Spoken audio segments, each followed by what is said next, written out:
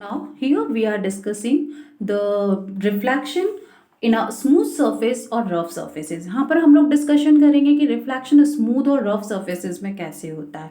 ठीक है, because of ये आपके दो टॉपिक्स हैं. अगर कोई भी रिफ्लेक्शन आपका जो है वो स्मूथ सरफेस पे हो रहा है, ठीक है, यहाँ पर जस्ट हम आपको ड्रॉ करके दिखाते हैं कि if the reflection is in a smooth surface, ठीक है, तो यहाँ पर आपका ये मिरर है. This one is a mirror, हम इसको एम से इंडिकेट करते हैं.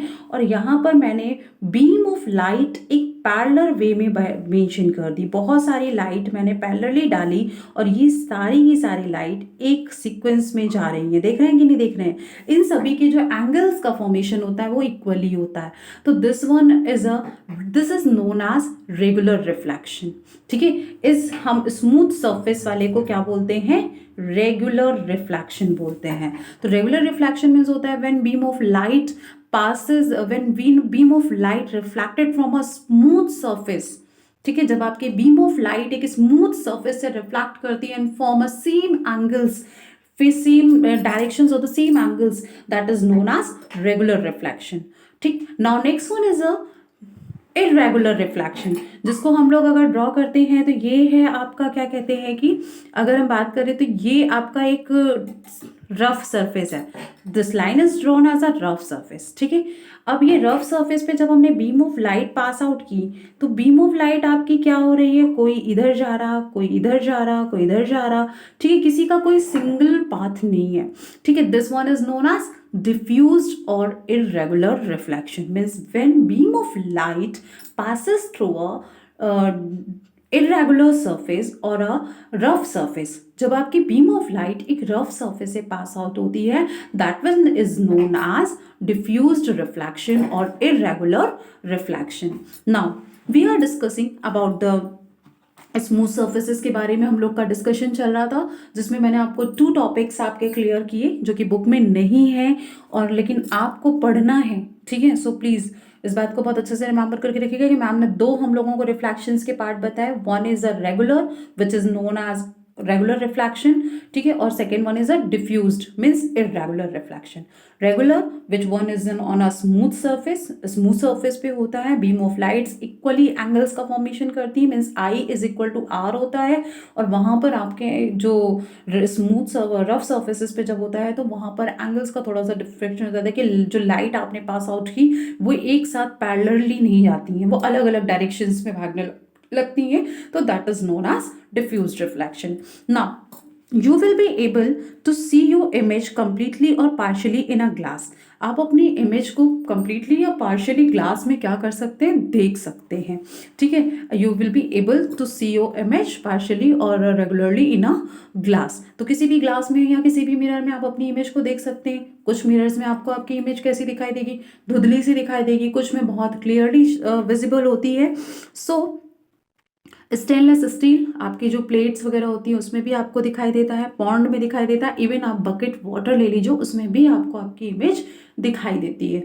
ठीक है, let us learn some properties of the image formed by the reflection.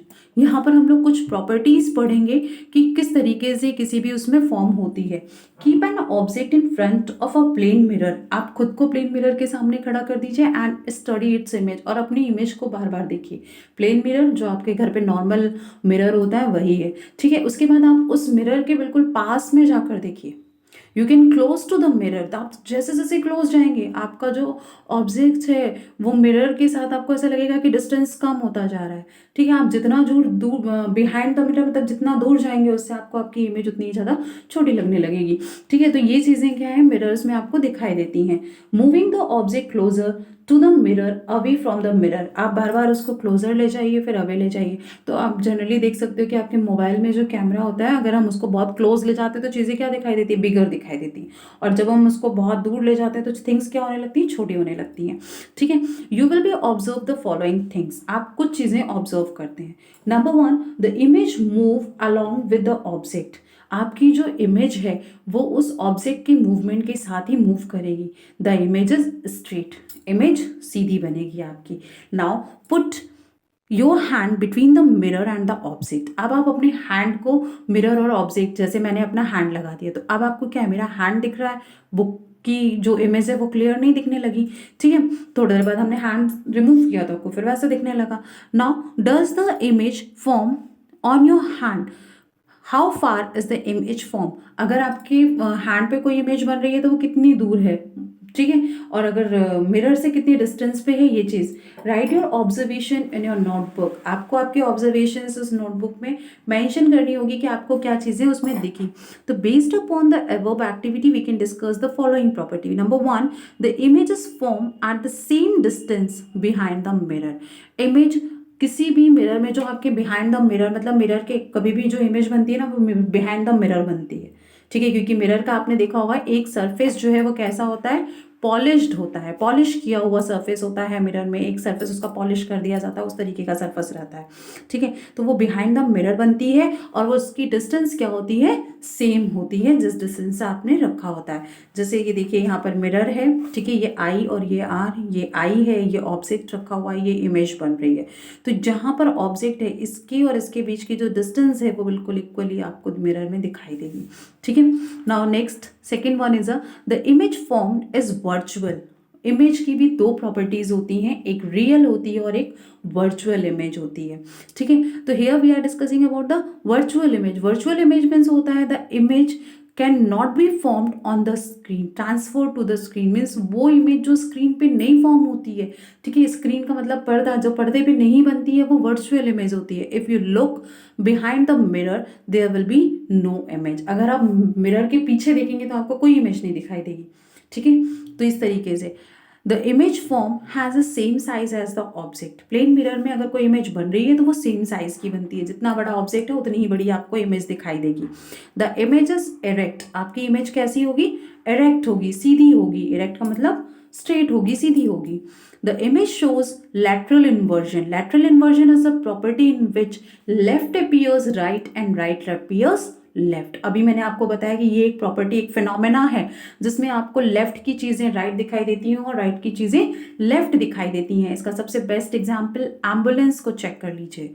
Ambulance जो होती है उसमें आपको जो प्रॉपर्टीज़ हैं, एम्बुलेंस कभी भी आप गाड़ी में देखेंगे तो कैसा लिखा होता है, उल्टा लिखा होता है, लेकिन जब आपकी साइड मिरर्स में आप देखते हैं तो वो आपको सीधा दिखाई देता है, बट आपकी आईज में नहीं दिखाई देता है, ठीक है। इस बात को याद रखिएगा कि आप जो पढ़ते हैं वो उल्टा ही पढ़ते हैं, लेकिन अगर आप किसी मिरर में उसको पढ़ेंगे तो वो एम्बुलेंस सीधी दिखाई देगी, लिखा हुआ सीधा दिखाई देगा। इसके पीछे रीज़न क्या है कि एम्बुलेंस जो है उसमें पेशेंट होते हैं और उनको क्या कहने की साइड देने के लिए हम एम्बुलेंस में जो लेटर है उसको क्या कर देते हैं, अपोजिट लिख देते हैं, उल्टा लिखते हैं, जिससे कि उनकी मिरर इमेज जो है वो कैसी दिखाई देगी, स्ट्रेट दिखाई देगी। सो students, in next turn we are discussing our next topic, that is reflection of light from a curved mirror.